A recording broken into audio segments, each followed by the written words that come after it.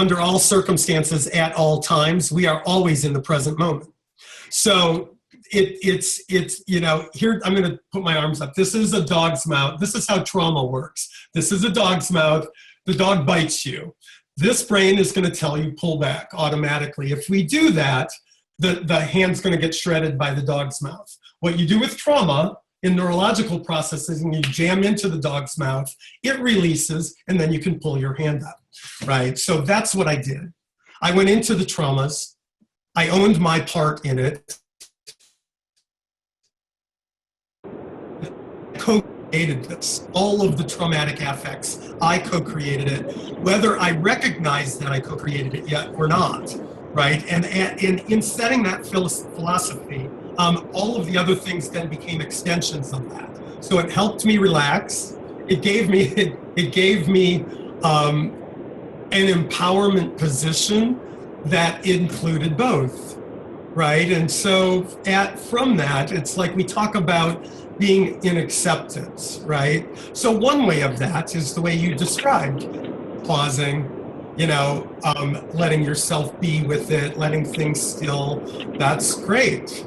The other way is to go into recognition, and that's the way that I did philosophically. Now, with regards to behavior, you know, some of those lessons came to me in physical form. So the illnesses or the diseases that I talked to you about, I had to learn, because my learning came from the outside in a lot of ways. How do I pull that into myself, right? Well, with something called rhabdomyolysis, here's what happens with that. Your muscle tissue breaks down into a toxic enzyme in your bloodstream, and it maxes out your kidneys, right? So I went from, you know, doing 10 high-impact boot camp classes a week at Gold's Gym in Hollywood to gaining almost 60 pounds in a matter of 3 weeks, sitting on my couch, not able to move. So we could say that's one version of when in doubt, we pause, right? It also, so we could look at it as this being done to me, or I created this for what purpose, right? So when I said earlier that I signed up for the Human School for Slow Learners, this is an example of what I'm speaking of. My lessons were very big, you know, so that I got it and I could understand it, and then I could talk to you about it. And this is something, that's how I learned, right? That's really how I learned it. Oh, okay. I can't keep going constantly in the ways that I did before. I need to recognize that there is also a linear component where I'm now in my 60s. I need to honor that process as well. I don't know what that looks like. I've never been age-wise where I am currently. If I behave like I did when I was 30 and I'm, you know, in my 60s now, I'm creating something that I'm not so sure that I want to create. And so these were some of the lessons in the way that I learned them. You know, the ultimate solution, though, is to take ownership that on some level I chose to do this, right? I need to take responsibility for that. And in that way, it's become healing for me.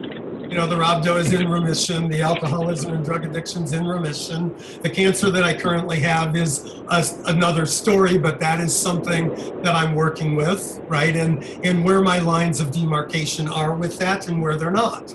For example, I'm at this point not willing to relinquish function with regards to cancer treatment. So I too, like your friend that you had talked about, am looking at other ways to do that. For example, a cancer cell is known scientifically to not be able to live in alkaline fluid. So I changed all my fluid intake to alkaline. And, you know, and so far it's working. So I don't know that that's the solution. It could be just as much I believe that my action of creating change is powerful, and that I'm supported with other people who care for me in that process. Those are the things that I attribute it to, the we part of everything. So for me, that's vitally important, the collaboration of that.